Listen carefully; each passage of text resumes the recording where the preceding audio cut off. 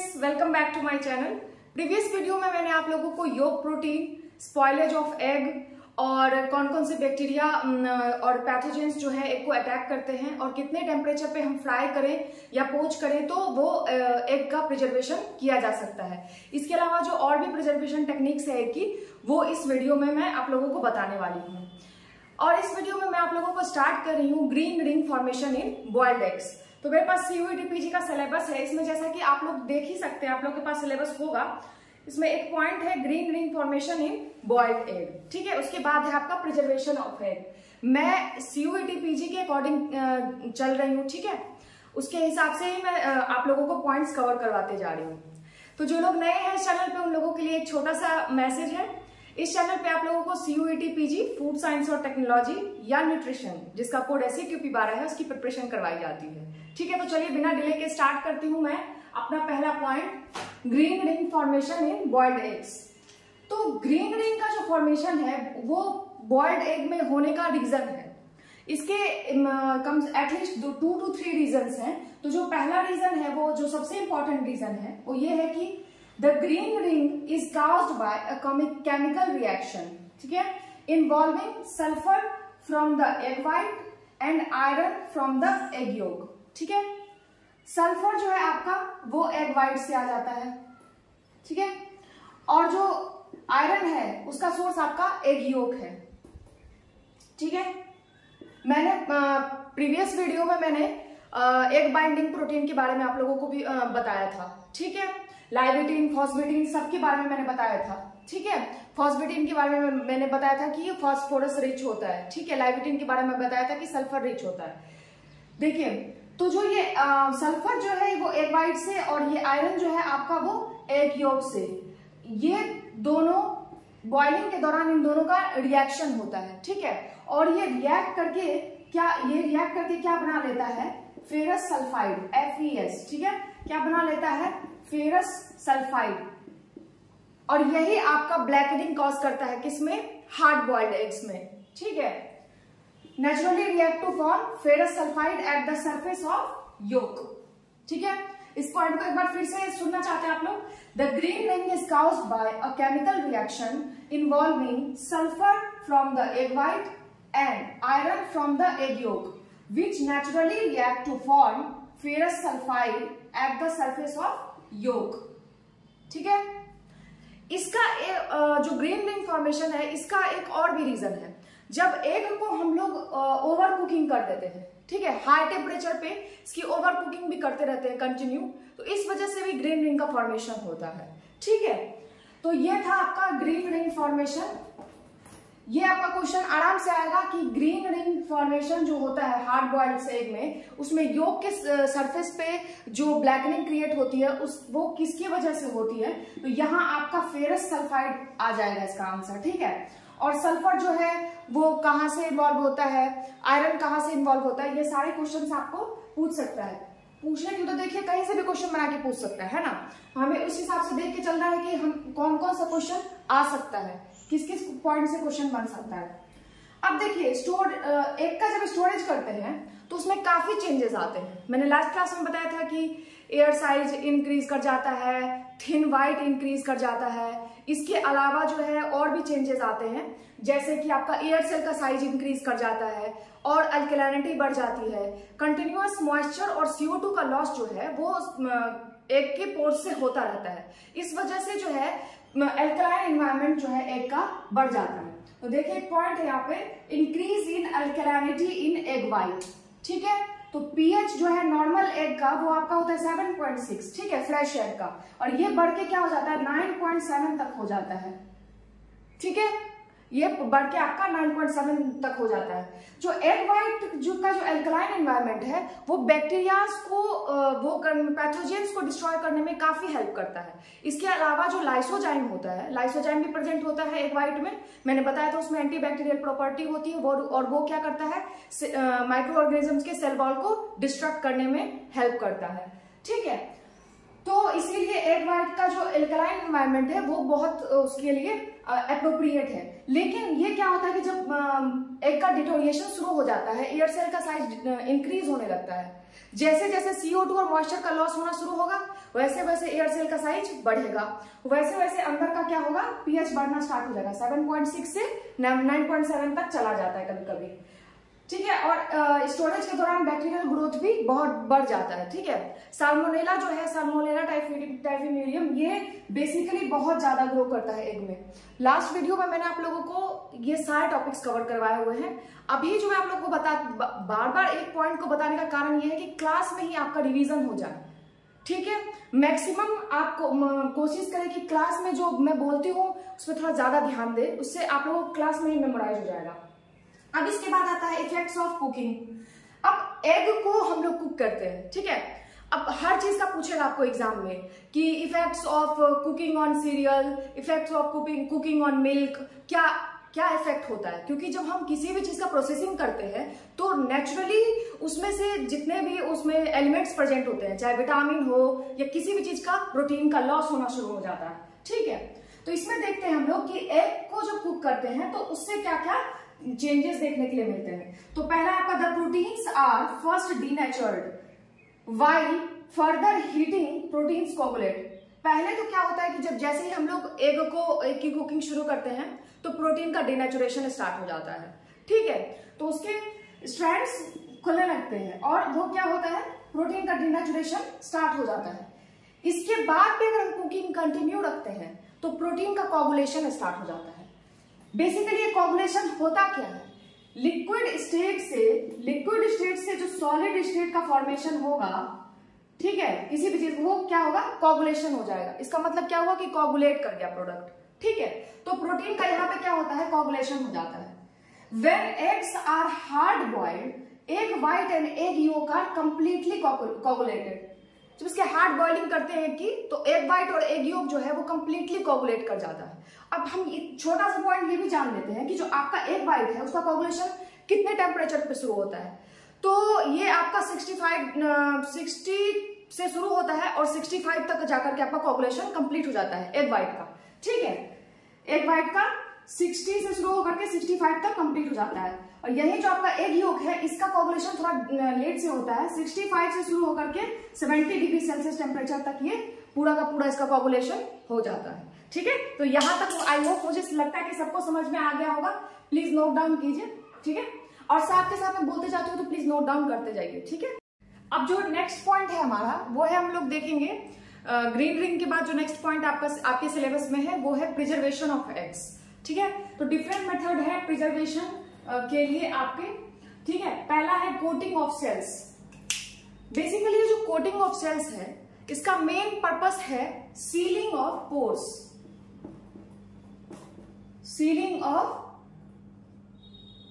Pores. Egg जो होता है उसमें कम से कम 17,000 टाइनी पोर्स होते हैं, ठीक है, मैंने बताया था। और ये जो पोर्स हैं अगर इनको सील कर दिया जाए, ठीक है, तो इससे क्या होगा, माइक्रो ऑर्गेनिज्म जो है एग के इनसाइड एंटर नहीं कर पाएंगे, ठीक है।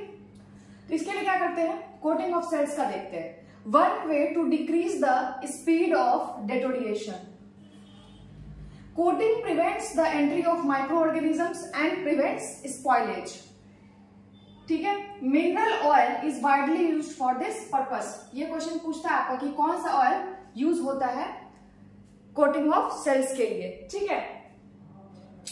The oil bath is maintained at 110 degree Fahrenheit and the eggs are dipped for few seconds, drained, packed and refrigerated, ठीक है। ऑयल बाथ में एग को डिप करते हैं, ठीक है। टेम्परेचर कितना रहता है आपका 110 डिग्री फ़ारेनहाइट, ठीक है। इसके बाद क्या कुछ सेकेंड्स के लिए, उसके बाद उसकी ड्रेनिंग करते हैं, ठीक है। ड्रेनिंग करने के बाद पैकिंग करते हैं एंड देन रेफ्रिजरेशन, ठीक है। ये था आपका कोटिंग ऑफ सेल्स। दूसरा है हमारा थर्मोस्टेबलाइजेशन, ठीक है। थर्मली स्टेबलाइज कर देते, कैसे, स्टेबलाइजेशन ऑफ एल्ब्यूमेन क्वालिटी। इसमें बेसिकली एल्ब्यूमेन का प्रिजर्वेशन किया जाता है, क्योंकि आपको पता है कि जैसे ही डिटोरिएशन स्टार्ट होगा थिक व्हाइट का अमाउंट घट जाता है और थिन व्हाइट का अमाउंट बढ़ जाता है। ये एक डिटोरिएटेड एग में होता है। वहीं अगर एक फ्रेश एग है, ठीक है, 1 डे ओल्ड एग है, ठीक है, तो उसमें क्या होता है, उसमें थिक व्हाइट का अमाउंट ज्यादा होता है। लेकिन वही जो 3 to 4 डेज हो गए, थोड़ा सा एग की एजिंग स्टार्ट हो जाती है उसमें, तो फिर क्या होता है कि थिन व्हाइट का अमाउंट बढ़ जाता है। तो stabilisation of aluminium quality by holding the eggs in an oil bath maintained at 58 degree C for 10 minutes और 60 degree C for 3 to 4 minutes. देखिए कभी कभी क्या होता है कि कोटिंग ऑफ सेल्स और थर्मोस्टेबलाइजेशन दोनों को एक ही टर्म की तरह यूज कर लिया जाता है, ठीक है, लेकिन मैंने आप लोगों को अलग अलग करके बताया। अब इस तीसरा मेथड है पास्चराइजेशन ऑफ एन एग। इसका पास्चराइजेशन 61.5 डिग्री सेल्सियस पे 3 to 4 मिनट्स के लिए किया जाता है। इसके अलावा एक लिक्विड लाइम इमर्शन भी है, वो भी मैं बताऊंगी। अब जो हमारा नेक्स्ट है वो है इमर्शन इन लिक्विड, ठीक है, और इसको हम लोग लाइम वाटर और वाटर ग्लास इमर्शन भी बोलते हैं। लाइम वाटर क्योंकि हम लोग इसमें लाइम का भी यूज करते हैं वाटर के साथ में, ठीक है, लाइम वाटर अभी बताती हूँ क्या होता है, और वाटर ग्लास इमर्शन, ठीक है। 1 litre boiling water added to 1 kg quick lime. Quick lime आपका क्या है, कैल्शियम ऑक्साइड CaO, ठीक है। Allowed to cool. Addition of 5 litre H2O and 250 gram NaCl, ठीक है। इसके बाद फिर क्या करते हैं, स्ट्रेनिंग कर लेते हैं, ठीक है। स्ट्रेनिंग के बाद इसी सॉल्यूशन में एग्स को डिप कर देते हैं ओवरनाइट, ठीक है। Eggs are dipped into this solution overnight and drying at room temperature. ये आपका मैंने फ्लो चार्ट बना के इसलिए बता दिया है कि इजीली आराम से समझ में आ जाए, ठीक है। अब देखिए जो एग की ड्राइंग है ना, ये भी एक बहुत इंपॉर्टेंट फैक्टर है, क्योंकि एग व्हाइट जो है ये आपका कंटेन करता है ट्रेसेस ऑफ ग्लूकोज, ठीक है। तो ग्लूकोज कंटेन करने की वजह से क्या होता है, एग व्हाइट आपका क्या करता है, ग्लूकोज कंटेन करता है, ठीक है। ग्लूकोज कंटेन करने की वजह से क्या होता है कि जो एग ग्लूकोज क्या करता है, जो एग प्रोटीन्स है उसके साथ रिएक्शन कर लेता है, ब्राउनिंग रिएक्शन, ठीक है, और इससे क्या हो जाता है, एग में ब्राउनिंग शुरू हो जाती है, ठीक है। इसको रोकने के लिए, ठीक है, हम लोग किसका यूज करते हैं, ग्लूकोज ऑक्सीडेज का, ठीक है। ये एक पॉइंट है, इस बार का आया हुआ क्वेश्चन है, ठीक है, ये मैं एक पॉइंट से अभी बता दूंगी, यहां तक नोट डाउन कीजिए। अब मैंने जो अभी एक छोटा सा पॉइंट बताया था कि एग में जो ब्राउनिंग रिएक्शन हो जाती है उसके रिगार्डिंग, तो ये पॉइंट है, इसको बताती हूँ मैं पहले आप लोगों को। इसके बाद मैं आप लोगों को फंक्शंस ऑफ एग इन कुकरी, ये एक पॉइंट है आपका, ये बताऊंगी, ठीक है। Undesirable changes in stored egg, ये मैं एक पॉइंट बनाया, ठीक है। Egg white contains traces of glucose, which combines with egg proteins to cause browning, ठीक है। Glucose prior removed before drying। अब इस ब्राउनिंग रिएक्शन को रोकने के लिए हमें क्या करना होगा, ग्लूकोज को कंप्लीटली रिमूव करना होगा। अब ये ग्लूकोज एक्सक्लूजन होगा कैसे, ग्लूकोज ऑक्सीडेज जो है एंजाइम, ये हमारा हेल्प करता है, ठीक है, किसमें, ग्लूकोज को रिमूव करने में। इस बार का क्वेश्चन जाके देख लीजिएगा, 2020-24 में आपका आया हुआ क्वेश्चन है, ये आपका ये ग्लूकोज ऑक्सीडेज आया हुआ क्वेश्चन है, ठीक है। ये नोट डाउन कीजिए। इसके बाद फंक्शंस ऑफ एग देखते हैं, ठीक है। तो अब हम लोग देखेंगे फंक्शंस ऑफ एग इन कुकरी, ठीक है। कुकिंग में एग का क्या रोल है, ठीक है। एग जो है एक्सटेंसिवली या वाइडली कह सकते हैं यूज किया जाता है कुकिंग प्रोडक्ट्स में, ठीक है। अब एग को यूज करने का कुछ रीजन होगा कि एग को हम लोग क्यों यूज करते हैं। एग में काफी प्रॉपर्टीज होती है, ठीक है, जिसकी वजह से हम लोग इसको कुकिंग में यूज करते हैं। पहला तो हम देखते हैं कि एग जो है आपका थिकनिंग एजेंट की तरह एक्ट करता है। क्यों, the egg proteins coagulate on heating. अभी मैंने बताया था कि एग प्रोटीन्स जो होते हैं वो हीटिंग के दौरान क्या होते हैं, प्रोटीन्स का डिनेचुरेशन हो जाता है और फिर उसके बाद क्या होता है, फर्दर हीटिंग पे कोगुलेशन स्टार्ट हो जाता है, ठीक है। Egg proteins coagulate on heating. The coagulation of proteins accompanied by binding of moisture and increase in viscosity। जाहिर है जब कोगुलेशन होगा तो विस्कोसिटी बढ़ेगी। क्यों, लिक्विड से सॉलिड स्टेट में ट्रांसफर हो रहा है, ठीक है। स्टेट चेंज होने की वजह से क्या हो रहा है, विस्कोसिटी बढ़ रही है। Therefore eggs can be used as thickening agents. ठीक है, इसीलिए विस्कोसिटी इंक्रीज करने की वजह से हम लोग क्या करते हैं, एग को थिकनिंग एजेंट्स की तरह यूज करते हैं। ठीक है, अब इसका सबसे अच्छा एग्जांपल है आपका एग कस्टर्ड। ठीक है, देखिए छोटा लिखा होने की वजह से हो सकता है कि आप लोगों को थोड़ा सा विजिबिलिटी इशू आ सकते हैं, लेकिन मैं एक एक लाइन आप लोगों को पढ़ के बता रही हूँ, और प्लीज इसके बाद भी कोई इशू होता है तो कमेंट कर सकते हैं आप लोग। ठीक है, तो एक पहला फंक्शन क्या था हमारा, used as a thickening agent. ठीक है, अब दूसरा हम एग को बाइंडिंग एजेंट की तरह भी यूज करते हैं। कैसे, the egg proteins coagulates between 65 to 70 degree Celsius. ठीक है, मैंने बताया कि जो आपका एग व्हाइट होता है वो 60 to 65, 60 से शुरू होता है, 65 तक कोगुलेशन कंप्लीट हो जाता है, और जो आपका एग योक है वो 65 से शुरू होकर के 70 तक में उसका कोगुलेशन कंप्लीट हो जाता है। तो मान लिया हमने 65 से 70 डिग्री सेल्सियस के बीच जो है एग प्रोटीन्स का कोगुलेशन कंप्लीट हो जाता है। ठीक है, and helps to hold the shape of product. ठीक है, कोगुलेशन की वजह से क्या होता है, ये किसी भी प्रोडक्ट के शेप को आराम से होल्ड कर लेता है। इन विच दीज आर यूज्ड। ठीक है, जिस भी प्रोडक्ट में यूज करेंगे कोगुलेशन की वजह से क्या होता है, ये शेप को होल्ड कर लेता है। Eggs are therefore used as binding agents.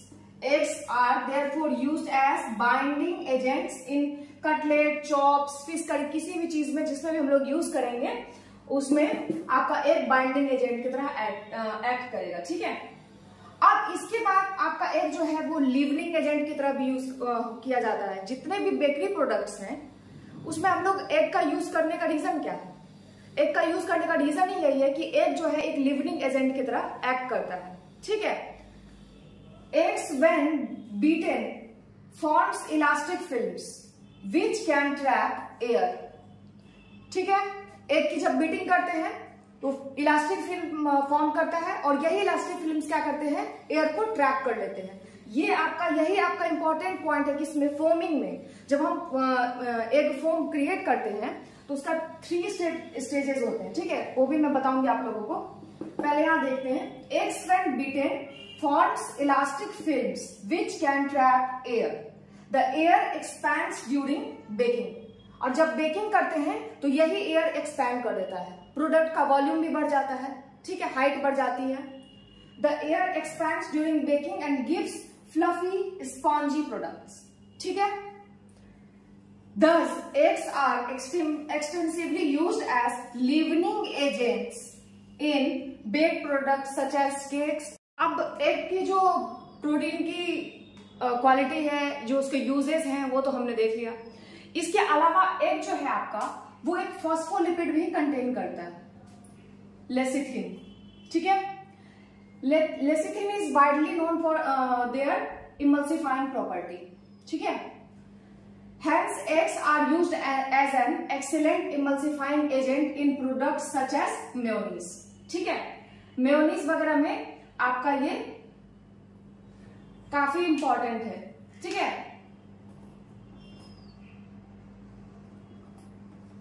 ठीक है, ये पॉइंट क्लियर हो गया यहां तक आप लोगों को, इसको नोट डाउन कर लीजिए। ठीक है, तो अब हम लोग जानेंगे कि फोम क्या होता है। ठीक है, फोम जनरेट होने के लिए कौन कौन से स्टेजेस होते हैं। तो अब फोम के बारे में जनरल आइडिया ले लेते हैं। Foam is a colloid. ठीक है, foam is a colloid in which large proportion of gas bubbles dispersed in a liquid, solid or gel phase। ठीक है, ये फोम के बारे में एक छोटा सा आइडिया दिया मैंने आप लोगों को। जनरली फोम जो है वो कब क्रिएट होता है, जब कोई जैसे कि mechanical agitation such as whipping, beating and shaking results in formation of thin tenacious protein films.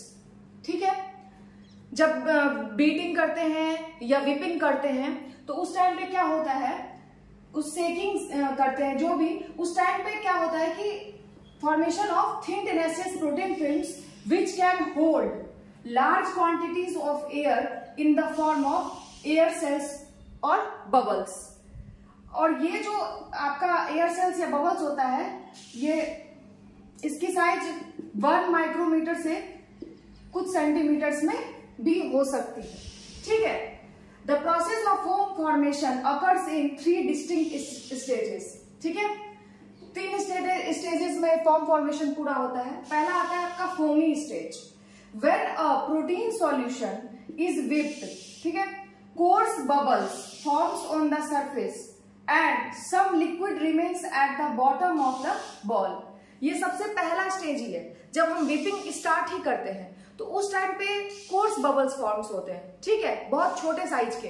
और क्या होता है, वो लिक्विड जो है जब आप विपिंग करते हैं तो देखते होंगे आप लोग कि उस टाइम पे वो लिक्विड जो है वो आपका वो बॉल से अटैच्ड ही रहता है। ठीक है, उसके बॉटम एरिया पे स्टिक रहता है। ठीक है, liquid remains at the bottom of the bowl and it sticks to the bottom of the bowl. ठीक है, अब आता है आपका सॉफ्ट पिक स्टेज। ठीक है, if whipping continues further, more air gets incorporated and there is no liquid left at the bottom of bowl. ठीक है, ये जो आपका सॉफ्ट पिक स्टेज है ये कब क्रिएट होता है, जब आप कंटिन्यू विपिंग स्टार्ट करते जाते हैं। ठीक है, उस टाइम पे क्या होता है कि बॉटम पर कोई भी लिक्विड प्रेजेंट नहीं रहता है, एयर सेल्स का नंबर जो है वो इंक्रीज कर जाता है। ठीक है, और बबल्स का साइज भी इंक्रीज कर जाता है उस टाइम पे। ठीक है, सॉफ्ट पिक स्टेज जब क्रिएट होता है, When beater is slowly pulled out, और इसके बाद जब बीटर को हल्का सा पुल्ड आउट करते हैं from the foam, peaks are formed. ठीक है, फोम से जैसे ही बीटर को थोड़ा सा पुल करते हैं, देखते हैं क्या कि फोम का फॉर्मेशन स्टार्ट हो चुका है। ये आपका सॉफ्ट पीक स्टेज हुआ। ठीक है, यहां पर एयर सेल्स का नंबर भी बढ़ जाता है और साइज भी इंक्रीज कर जाता है। ठीक है, यहां तक प्लीज नोट डाउन कीजिए। इसके बाद जो इसका लास्ट स्टेज है वो उसको बताने के बाद मैं आप लोगों को एक पाउडर बताऊंगी। ठीक है, तो जो लास्ट पॉइंट हमारा बचा हुआ है वो है हमारा स्टिफ पीक स्टेज। जो सॉफ्ट पीक स्टेज है उसमें जब फोम क्रिएट होता है, साइज तो इंक्रीज हो जाता है एयर सेल्स का। ठीक है, लेकिन और नंबर भी इंक्रीज हो जाता है, लेकिन जो वो है कि वो बेंड कर जाता है। ठीक है, फोम जो है आपका बेंड कर जाता है। लेकिन ये क्या है, स्टिफ पीक स्टेज। इसमें जो फोम क्रिएट होता है वो स्टिफ होता है। ठीक है, फर्दर विपिंग मतलब सॉफ्ट पीक स्टेज के बाद अगर आप फर्दर विपिंग स्टार्ट रखते हैं, कंटिन्यू रखते हैं, further whipping results in the development of stiffer stable peaks. ठीक है, जो सॉफ्ट पीक है आपका उसको हम लोग सॉफ्ट पीक क्यों बोलते हैं, क्योंकि एक तो ये इजीली बेंड हो जाता है। ठीक है, और ये स्टिफ भी नहीं होता है, और ये इसीलिए ये स्टेबल भी नहीं होता है। ठीक है, इसीलिए इसको हम लोग सॉफ्ट पिक बोलते हैं। और ये जो आपका स्टिफ पिक है ये स्टेबल पिक होता है। ठीक है, इसमें स्टेबल पिक का जनरेट होता है। ठीक है, further whipping results in the development of stiffer stable peaks known as stiff peak. Stiff peak stage as obtained from egg whites is used in several bakery products. जैसे कि आपका एक example के मैं बता देती हूँ, शिफॉन केक्स। बेकरी में ये पढ़ेंगे आप लोग, शिफॉन केक्स। इसमें आपका ये स्टिफ पीक स्टेज जो क्रिएट होता है, इस स्टेज में जो फॉर्म क्रिएट होता है आपका स्टेबल फॉर्म, वो इसमें यूज होता है शिफॉन केक्स में। ठीक है, तो प्रोसेसिंग ऑफ एग में एक पॉइंट देख लेते हैं, classification of egg products. Egg powder बताने से पहले मैं थोड़ा सा आइडिया आप लोगों को दे रही हूँ। जो रेफ्रिजरेटेड लिक्विड प्रोडक्ट्स होते हैं उसमें आएगा आपका एग व्हाइट्स और एग योक्स। फ्रोजन प्रोडक्ट्स में सेम यही आएगा, एग व्हाइट्स और एग योक्स। और ड्राइड या डिहाइड्रेटेड जो आएगा वो आपका स्प्रे ड्राइड एग व्हाइट या सॉलिड्स होगा। तो मैं अभी आपको यही बताने वाली हूँ। ठीक है, चलिए फिर। ठीक है, तो अब जो हम लोग नेक्स्ट पॉइंट देख रहे हैं वो है क्या है, प्रिपरेशन ऑफ एग पाउडर। इसका ये फ्लो चार्ट है। ठीक है, मैं एक एक स्टेप करके बताऊंगी आपको। प्रिपरेशन ऑफ एग पाउडर, सबसे पहले क्या करते हैं, फ्रेश एग कलेक्शन। ठीक है, फिर then cold storage 4 to 5 degree Celsius temperature पे। ठीक है, then candling and inspection at 15 degree Celsius. मैंने बताया था कि कैंडलिंग हम लोग करते हैं एग की क्वालिटी को जज करने के लिए। ठीक है, इसमें हम लोग एयर सेल का साइज, थिन वाइट और थिक वाइट का प्रोपोर्शन, एग योक का कंटेंट, उसके अलावा हम लोग CO2 और मॉइस्चर का कितना लॉस हो रहा है ये भी चेक करते हैं। ठीक है, कैंडलिंग से हम लोगों को एग की क्वालिटी का पता चल जाता है, इससे एग की ग्रेडिंग में भी काफी हेल्प मिलती है, अल्कलैनिटी जो बढ़ जाती है, सारी चीजें हम लोग चेक करते हैं, ठीक है, जब एग की ग्रेडिंग करते हैं। इसके बाद क्लीनिंग विथ डिसइंफेक्टेंट, इसमें 2% सोडियम हाइपोक्लोराइड का सॉल्यूशन यूज करते हैं, ठीक है, at 43 degree Celsius for 3 minute, ठीक है। अब डिसइंफेक्टेंट से क्लीनिंग के बाद जो नेक्स्ट स्टेप है हमारा वो है ब्रेकिंग एंड कलेक्शन, ठीक है। इसके बाद हम लोग एग की ब्रेकिंग करते हैं, ठीक है। Then churning and filtration, churning करके फिर उसका फिल्ट्रेशन कर देते हैं, फिर होमोजेनाइजेशन करते हैं। होमोजेनाइजेशन बहुत इंपॉर्टेंट है, ठीक है, यूनिफॉर्म डिस्ट्रीब्यूशन के लिए। इसके बाद लिक्विड के यूनिफॉर्म डिस्ट्रीब्यूशन के लिए, इसके बाद पास्चराइजेशन करते हैं, ठीक है, 62.5 degree Celsius for 5 minute. Pasteurisation करने का जो मेन पर्पस होता है वो है हमारा साल्मोनेला जैसे पैथोजेंस को डिस्ट्रॉय करना। एग में जो सबसे ज्यादा जो पैथोजन अटैक करता है एग पे वो आपका साल्मोनेला, और मैंने बताया था कि कौन सी स्पीसीज, साल्मोनेला टाइफिम्यूरियम, ठीक है। इसके बाद आते हैं डी शुगरिंग। मैंने बताया था कि एग जो है ट्रेसेस ऑफ एग व्हाइट जो है वो ग्लूकोज के ट्रेसेस कंटेन करता है, ठीक है, और ये ग्लूकोज जो है एग प्रोटीन के साथ रिएक्ट करके ब्राउनिंग रिएक्शन करता है, ठीक है। तो इस ब्राउनिंग रिएक्शन को रोकने के लिए हम लोग क्या करते हैं, ग्लूकोज ऑक्सीडेज का यूज करते हैं। तो यहाँ पे जो हम लोग डी शुगरिंग कर रहे हैं एग का, ठीक है, इसमें addition of 0.5% yeast to prevent Maillard reaction, ठीक है, 0.5% ईस्ट ऐड करते हैं हम लोग डी शुगरिंग वाले स्टेप में। इसके बाद आता है fermentation, fermenting at 30 degree Celsius, ठीक है, 30 डिग्री सेल्सियस पे फर्मेंटेशन करवाते हैं। एंड देन रीपास्चराइजेशन, रीपास्चराइजेशन करने का रीजन ये भी है कि अगर पहले वाले स्टेप में साल्मोनेला के कुछ ट्रेसेस रह भी गए हो तो रीपास्चराइजेशन में कंप्लीटली एलिमिनेशन हो जाएगा उसका। Then cooling and again churning, ठीक है, फिर क्या करते हैं, ड्राइंग और स्टोरेज। ये था आपका एग पाउडर का फ्लो चार्ट, ठीक है। यहां तक आप लोगों को क्लियर हो चुका होगा। मैंने एग से रिलेटेड सारे टॉपिक कवर करवा दिए आप लोगों को। इसके रिगार्डिंग जो एमसीक्यूज है वो मैं आप लोगों को नेक्स्ट क्लास में मैं इससे रिलेटेड प्रीवियस ईयर क्वेश्चन से जो भी आए हुए एमसीक्यूज हैं वो सब भी डिस्कस करूंगी, और इसके अलावा मैं एक सेट तैयार करूंगी, ठीक है, जो कि आप लोगों के लिए काफी हेल्पफुल होगा नेक्स्ट एग्जाम के लिए, ठीक है। जो भी अभी सीयूईटी पीजी के जो एस्पायरेंट हैं उनके लिए, उनके हिसाब को से मैं उन लोगों के प्रिपरेशन के मद्देनजर रखते हुए मैं उन लोगों के लिए वो सेट तैयार करूंगी, ठीक है। तो आज की क्लास में इतना ही।